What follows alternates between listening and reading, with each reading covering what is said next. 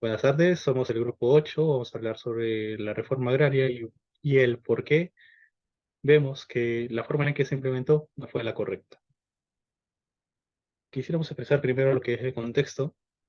El, el procedimiento de la reforma agraria se generó durante el gobierno de Velasco Alvarado.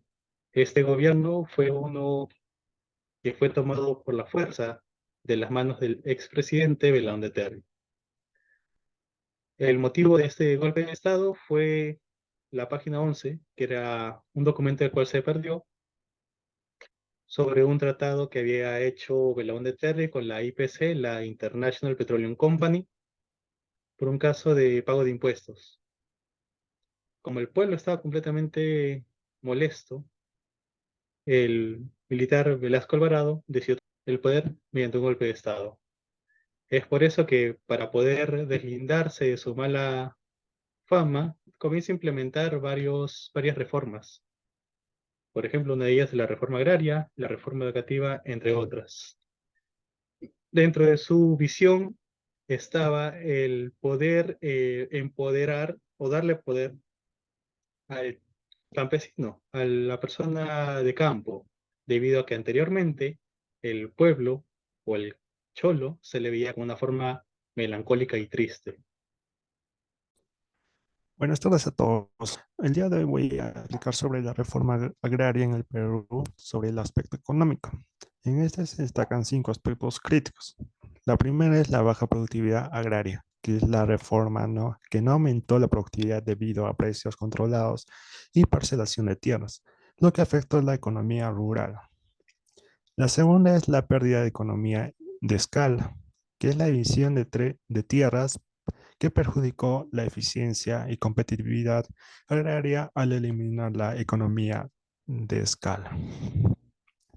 La tercera es la distorsión de precios, que es la política de precios diferenciados de género, distorsiones en el mercado y desincentivo la producción agraria. La cuarta es ineficiencia en la gestión estatal, que es la nacionalización de empresas estratégicas que no cumplió sus objetivos debido a la falta de inversión y conocimientos técnicos. La quinta es ambigüedad en la transformación económica, que es la economía que se volvió un híbrido público-privado, generando incertidumbre y problemas en los mercados, afectando la economía en general.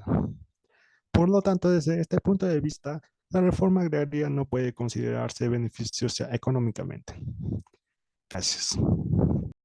Bueno, continuamos ahora con los aspectos sociales. Dentro de los aspectos sociales, consideramos que los conflictos sociales que se produjo en la redistribución de tierras y la creación de cooperativas agrarias crearon muchos conflictos. Algunos propietarios de tierras y terratenientes se resistieron a esta reforma, lo que a menudo resultó en confrontaciones y violencias.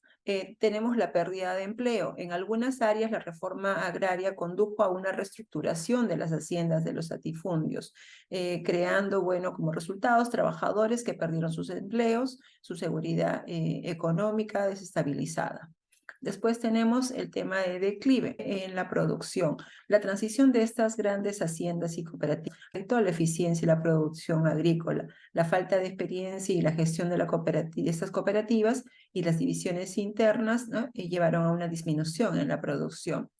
Tenemos también como el desplazamiento. Esta redistribución de tierras implicó desplazamiento de algunos campesinos y sus hogares tradicionales, que esto a menudo generó incertidumbre y dificultades a las personas y sus familiares.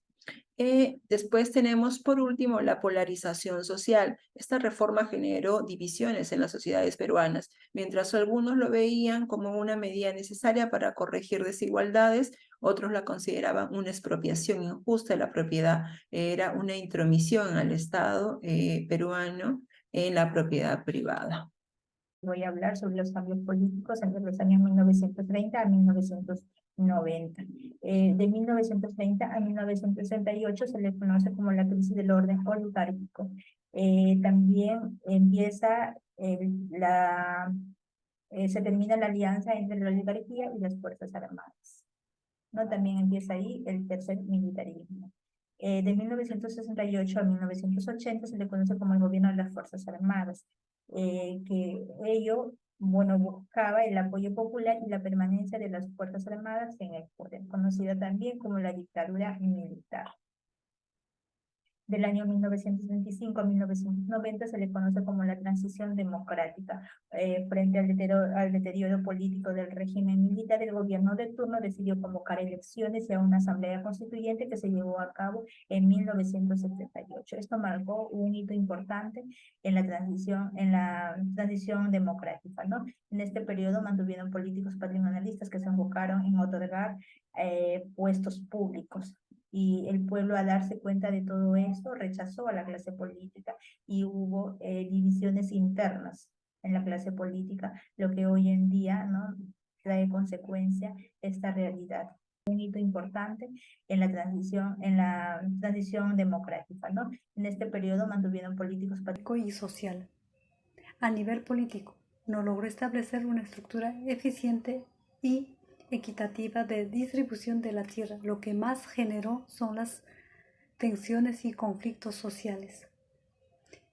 En el aspecto económico, no logró mejorar la productividad ni fomentar el crecimiento económico en el sector agrícola, por falta de incentivos y apoyo financiero. En el aspecto social, no logró reducir la pobreza ni mejorar las condiciones de vida de los agricultores. Muchos de ellos no recibieron un adecuado acompañamiento para desarrollar sus actividades productivos y carecieron de acceso a servicios básicos como la salud, educación y vivienda.